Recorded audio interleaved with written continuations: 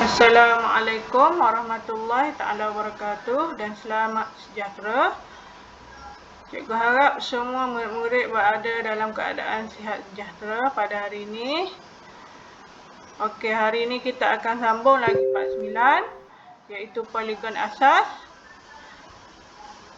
Okey, kita akan tengok subtopik 9.3. Okey, iaitu sifat sisi 4 dan sudut pedalaman serta sudut peluaran sisi 4. Okey. Terlebih dahulu kita tengok dulu jenis sisi 4 dan sifat geometri dia. Okey, ada beberapa jenis sisi 4. Okey, kita tengok yang pertama, segi 4 tepat. Okey, segi 4 tepat. Bilangan paksi simetri dia ada 2. Okey, ada 2 paksi simetri untuk segi 4 tepat. Okey, kat mana paksi simetri dia ni kamu boleh tengok ni, garis putus-putus ni. Okey, garis putus-putus ni ialah dia punya paksi simetri. So, yang ni paksi simetri yang pertama, ini paksi simetri yang kedua. So, dia ada 2 paksi simetri. Okey, sifat geometri dia. Pasangan sisi yang bertentangan adalah sama panjang. Okey, dan selari. Sisi yang bertentangan ni macam mana? Okey, sisi atas ni dengan bawah. Okey, bertentangan. Sisi di sebelah kiri dengan sebelah kanan pun bertentangan. So, sifat dia macam mana? Sama panjang dan selari. Okey, semua sudut pedalaman ialah 90 darjah. Semua sudut pedalaman dia ialah bersudut tegak iaitu 90 darjah. Kat mana sudut pedalaman ni kamu boleh tengok ni yang cikgu bulatkan ni. Ini semua ialah dia punya sudut pedalaman. Nampak tak simbol dia ni? Okey, ada kotak segi 4 kecil tu kan. Tu maksudnya sudut dia bernilai 90 darjah. Okey, perpenjuru adalah sama panjang dan membahagi dua sama antara satu sama lain. Perpenjuru ialah garis yang menyambungkan bucu yang bertentangan. Okey, contoh ni. Cikgu lukis ni maaf bengkok sikit. Okey, ni perpenjuru, patutnya garis lurus Okey, dia sambung bucu yang bertentangan ni. Okey, dia membahagi dua sama antara satu sama lain. Maksudnya bahagian atas ni sama dengan bahagian yang bawah ni. Okey, segi 4 sama. Segi 4 sama. Paksi simetri dia ada 4. Okey, iaitu ni yang pertama, yang kedua yang melintang ni, kemudian ni yang ketiga, yang keempat yang ni. Okey, semuanya ada 4 paksi simetri. Okey, semua sisi dia punya sifat geometri, semua sisi adalah sama panjang. Sebab tu nama dia segi 4 sama. Pasangan sisi yang bertentangan selari. Okey, ini macam cikgu cakap tadilah. Okey, sisi atas selari dengan bawah, kiri selari dengan kanan. Okey, semua sudut pedalaman ialah 90. Sama je macam segi 4 tepat Okey, dia punya sudut pedalaman dekat sini 90. Okey. Setiap bucu ni ada sudut pedalaman kan? So, nilai dia ialah 90. Okey, perpenjuru sama panjang dan membahagi dua sama serenjak antara satu sama lain. Okey, ini sama je macam segi 4 tepat tadi. Okey, seterusnya kita tengok jenis segi 4 yang ketiga. Okey, iaitu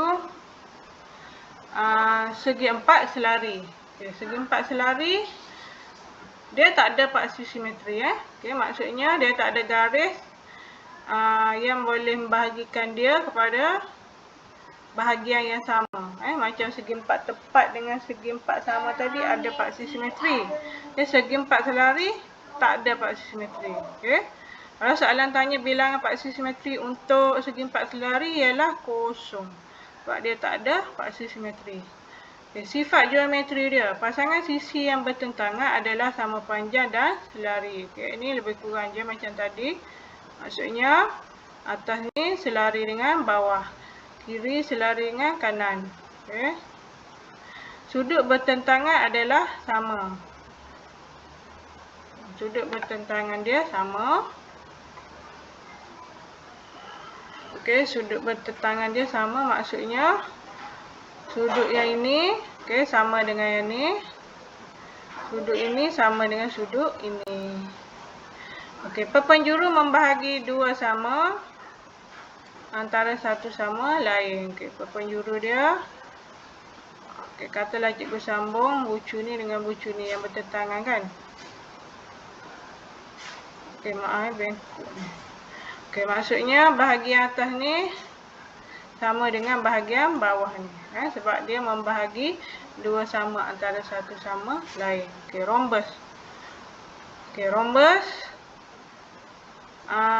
Paksi simetri dia ada dua. Okey, sama macam segi empat. Tepat dia ada dua paksi simetri saja. Okey, iaitu ni. Kat sini satu, kat sini satu. Okey, dua paksi simetri. Semua sisi adalah sama panjang. Okey, dia sama macam segi empat sama. Semua sisi dia sama panjang. Pasangan sisi bertentangan adalah selari. Ni sisi atas selari dengan bawah, kiri selari dengan kanan. Sudut bertentangan adalah sama. Sudut bertentangan dia sama. Okey, maksudnya sudut ni sama dengan sudut ni. Okey, sudut ni sama dengan sudut ni. Perpenjuru membahagi dua sama serenjang antara satu sama lain. Okey, perpenjuru dia membahagi dua sama serenjang. Maksudnya, okey, ni perpenjuru dia. Okey, ni pun perpenjuru dia, kan? Okey, ni paksi simetri merangkap perpenjuru juga. So, dia membahagi dua sama serenjang. Maksudnya, ni. Dia bersilang dekat sini. Dia punya perpenjuru tu bersilang dekat situ. Okey, seterusnya kita tengok jenis sisi empat yang ke-5. Okey. Iaitu trapezium. Okey, nama dia trapezium. Paksi simetri dia ada ke tak ada? Okey, dia tak ada paksi simetri. Okey, dia tak ada paksi simetri langsung. Okey. Sebab kalau kita nak buat lipatan dekat dia kan tak boleh kan. Kita tak akan dapat dua bahagian yang sama. So bilangan paksi simetri dia kosong. Okey, hanya satu pasangan sisi bertentangan yang selari. Maksudnya ni. Atas ni selari dengan bawah. Okey. Itu sahaja dia punya sifat geometri. Okey, last lelayang. Okey. Kenapa nama dia lelayang ni? Bentuk dia macam layang-layang. Paksi simetri dia ada berapa? Ada satu je kat sini. Satu paksi simetri je. Garis putus-putus ni. Okay, dua pasang sisi bersebelahan adalah sama panjang. Okey, maksudnya sisi yang ni sama panjang dengan yang ni. Bersebelahan. Bukan bertentangan. Macam yang tadi bertentangan. Yang lain tadi. Okey, yang ni bersebelahan. Maksudnya sebelah menyebelah tu. Okey, sisi ni sama dengan ni. Yang atas ni sama dengan yang atas kiri ni sama dengan yang atas kanan ni. Okey, mempunyai sepasang sudut bertentangan yang sama. Okey, maksudnya sudut ni je. Okey, sudut ni. Sudut kiri ni sama dengan sudut kanan ni. Satu daripada perpenjuru membahagi dua sama serenjang perpenjuru yang lain. Maksudnya perpenjuru yang ni. Sekejap cikgu lukis dia. Okey, ni perpenjuru ni membahagi dua sama serenjang perpenjuru yang garis putus-putus tu. Maksudnya dia membentuk sudut tegak tu, kat situ. Satu daripada perpenjuru membahagi dua sama sudut pada bucunya.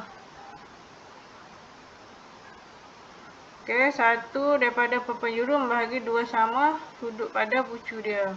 Okey, iaitu perpenjuru yang ni.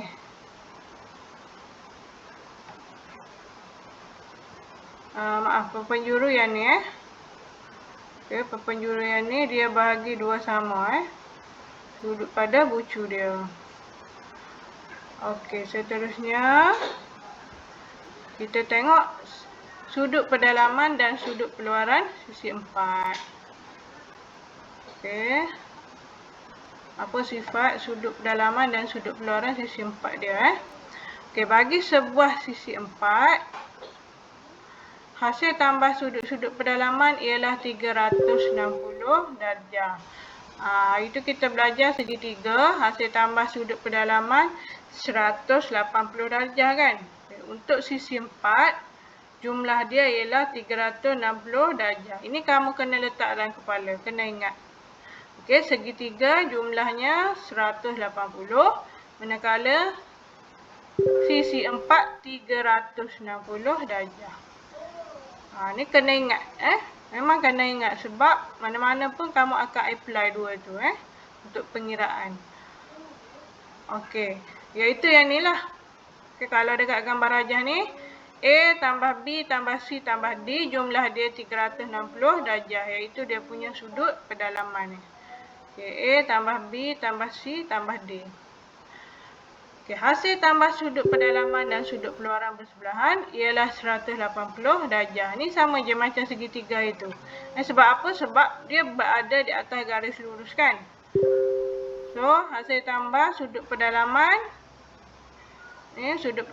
dan sudut keluaran bersebelahan.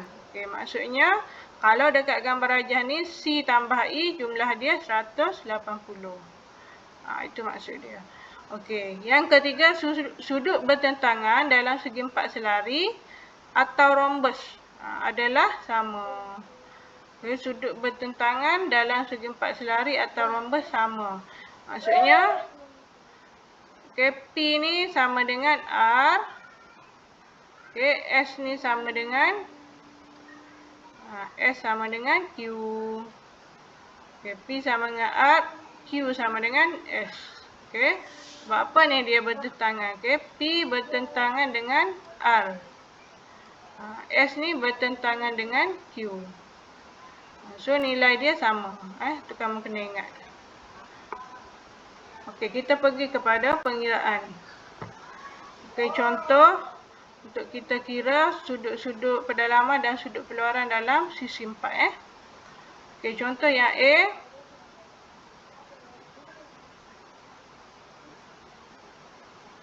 Sekejap, tak ambil warna putih pula. Contoh A. Dalam tiap rajah berikut, PST ialah garis lurus. Ni untuk A dengan B. PST garis lurus. Hitung nilai X dan Y. So, untuk yang A.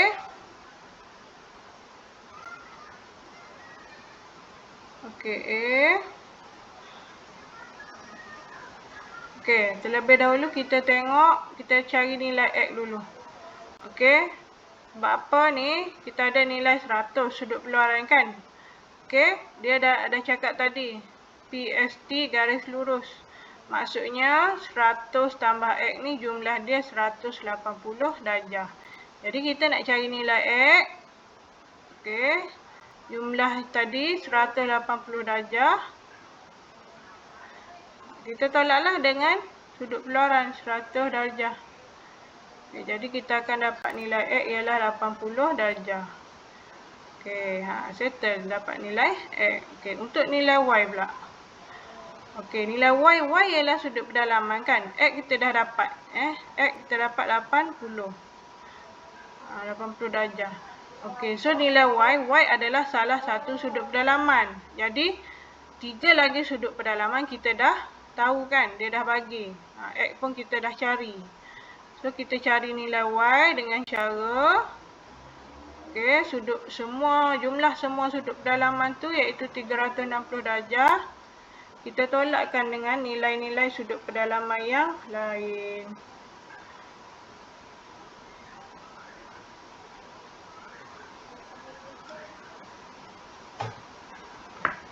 So 360 darjah tolak dengan 145 darjah, tolak 52 darjah, tolak 80 darjah.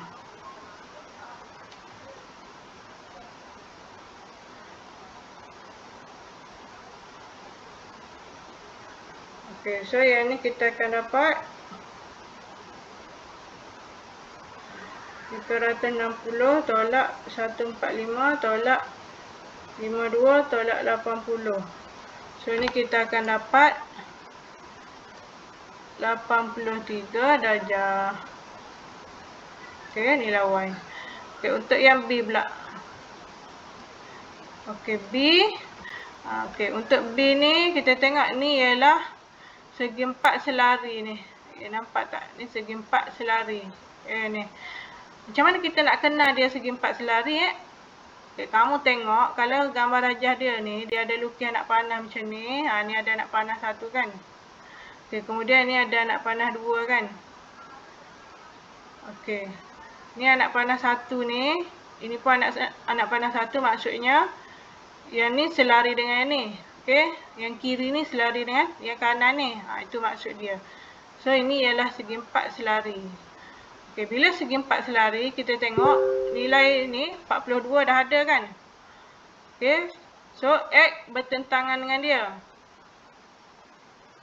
Okay, kita boleh ingat ciri yang ketiga tadi, iaitu kalau dalam segi 4 selari, sudut bertentangan dia sama. Okay, jadi nilai X kita tak payah kira. X kita terus dapat 42 darjah. Gitu. Okay, X 42 darjah. Okay, Y pula macam mana Y?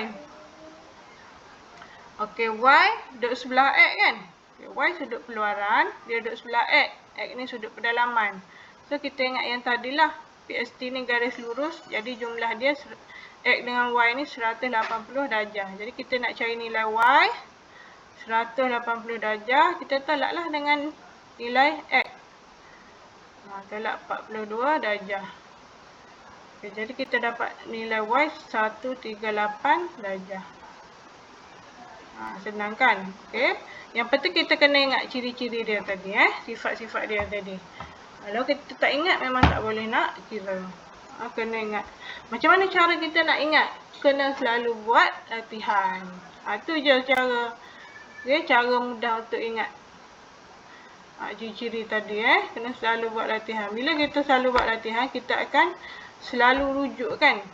Dia punya ciri-ciri, sifat-sifat tadi. Bila kita selalu rujuk, kita ingatlah. Okey, seterusnya menyelesaikan masalah berkaitan sisi 4. Okey, bila menyelesaikan masalah, dia punya ayat ni panjang sikit lah. Dan soalan dia, kita kena berfikir sikit. Kebat. Okey, dia bagi, dia punya soalan dalam rajah di atas, PQRU ialah sebuah segi 4 tepat.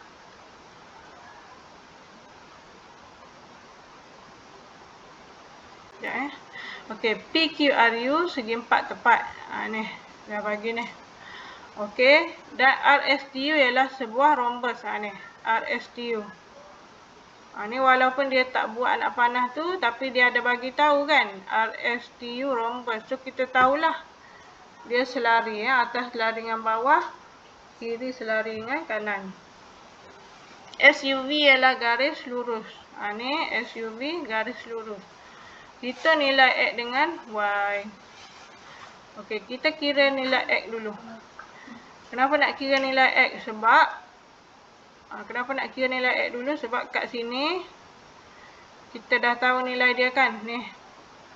Okey, kita tahu dalam rhombus, sudut bertentangan adalah sama.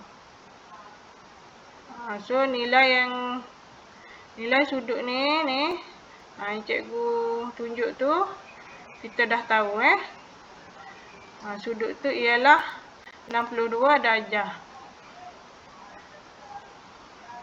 Dia loading pula dah.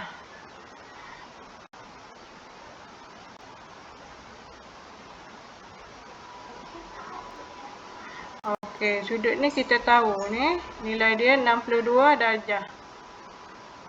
Okey, ni nilai dia 62 darjah. Okey, sudut sebelah sini pun kita tahu.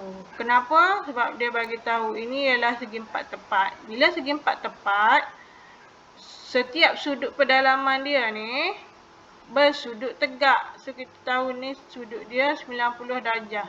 Walaupun dia tak tunjuk simbol segi 4 kecil ni, kita tahulah. Sebab ini ialah dia bagi tahu segi 4 tepat. So, So, sudut pedalaman dia tak lain tak bukan 90 darjah. Jadi, nilai X, kita akan dapat nilai X 62 darjah. Kita tambah dengan 90 darjah. So, nilai X kita akan dapat 152 darjah. Tu. Okey, boleh faham nilai X tu. Okey, nilai Y pula. Okey, nilai Y. Y kat luar ni kan, nampak macam payah sikit kan. Okey. Tapi sebenarnya senang je. Kita kena tahu sudut ni dengan sudut ni. Terutamanya sudut ni lah. Okey, dan sudut ni yang separuh ni berapa nilai dia. Kita kena tahu. Baru kita boleh kira nilai Y. Okey, macam mana tu? Kita cari dulu sudut TUR. Ni sudut keseluruhan ni. Kita cari dulu sudut keseluruhan ni. Okey, ni cikgu buat sebelah sini. Sudut TUR. Okey, disebabkan sudut TUR ni sama dengan sudut sebelahnya ni kan.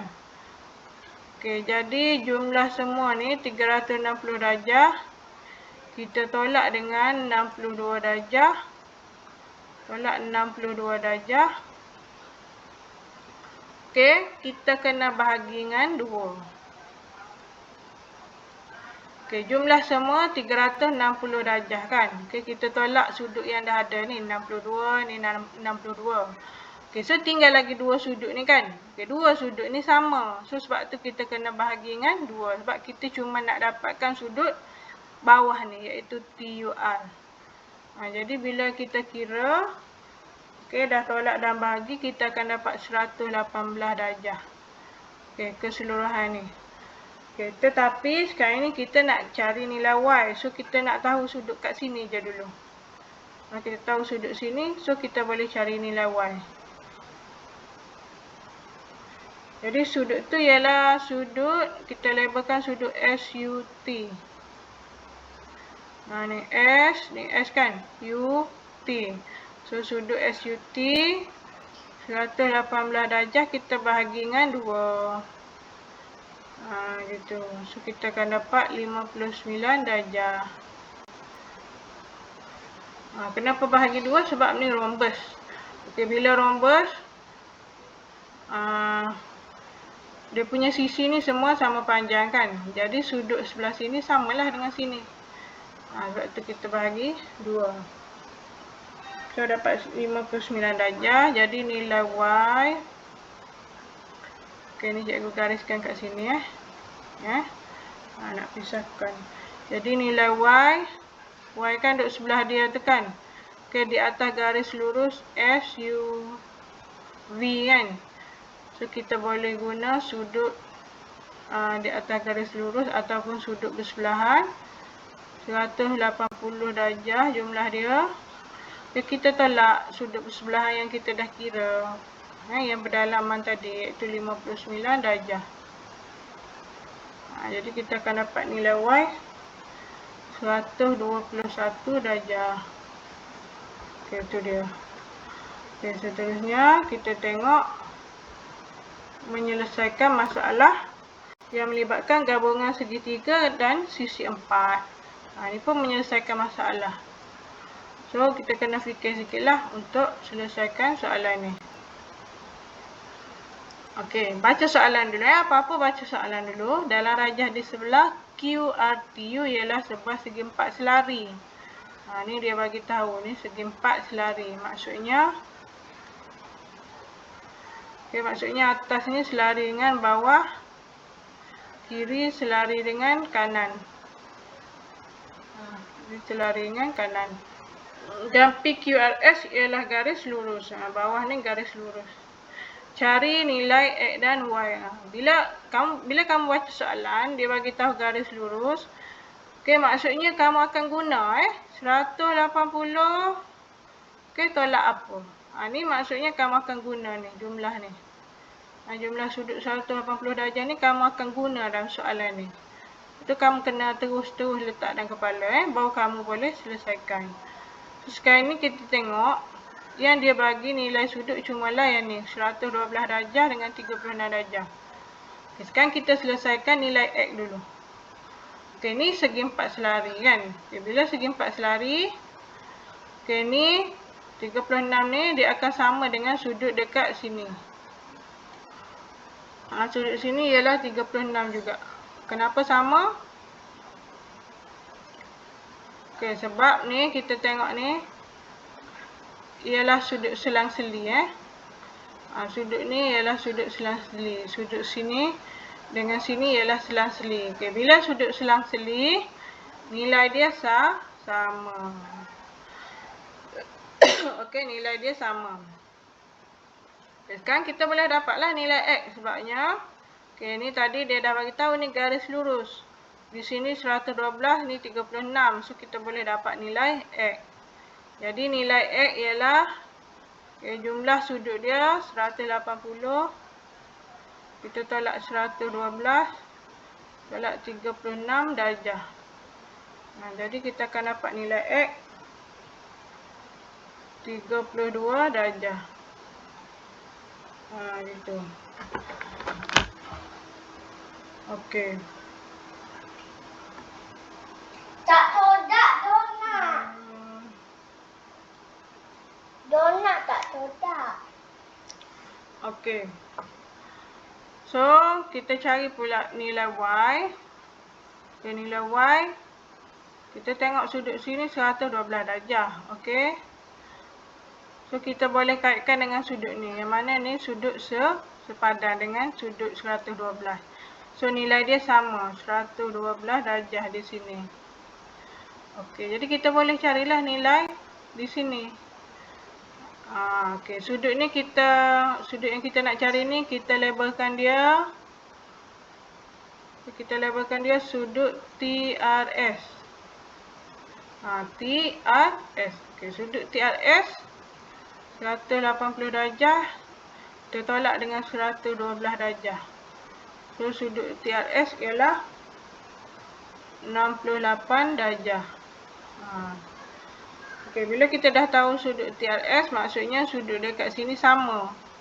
Ni segitiga sama kaki kan. So, ni 68. Sebelah kanan pun 68. Okey, so kita boleh kiralah nilai Y. Iaitu jumlah sudut pedalaman dalam segitiga 180 darjah.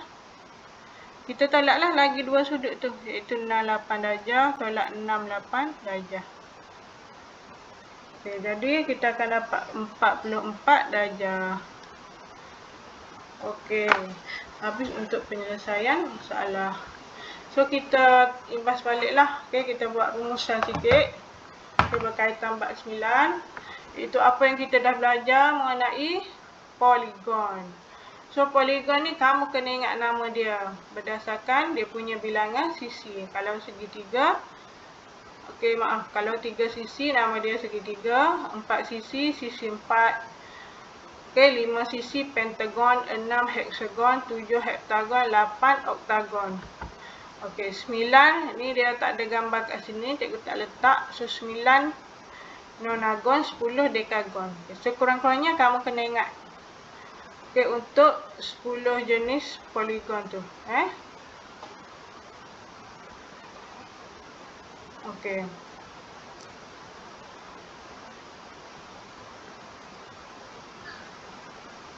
Okay, kemudian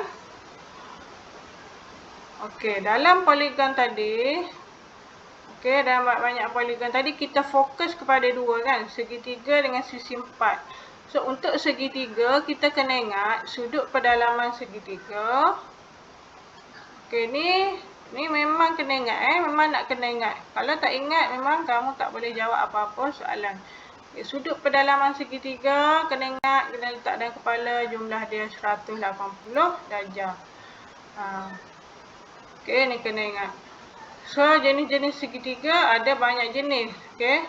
Jenis berdasarkan dia punya sisi dan berdasarkan dia punya sudut. Kalau yang berdasarkan sisi, iaitu segitiga sama sisi, segitiga sama kaki, segitiga tak sama kaki. Kalau berdasarkan sudut, segitiga bersudut tirus, bersudut cakah, bersudut tegak. Ni semua kena take note, kena ingat ambil tahu Okey, seterusnya sisi 4. Sisi 4. Okey. Kamu kena panggil dia sisi 4 nama arm dia sisi 4. Tak boleh panggil segi 4. Segi 4 nama khusus, iaitu segi 4 sama, segi 4 tepat, segi 4 selari kan. Okey, sisi 4 ni merujuk kepada poligon, semua jenis poligon bersisi 4. Okey, dan kamu kena ingat jumlah sudut pedalaman dia. Ni kena ingat dalam kepala, jumlah sudut pedalaman dia 360 darjah. Baru boleh buat pengiraan. Okey, jenis sisi 4 pula ada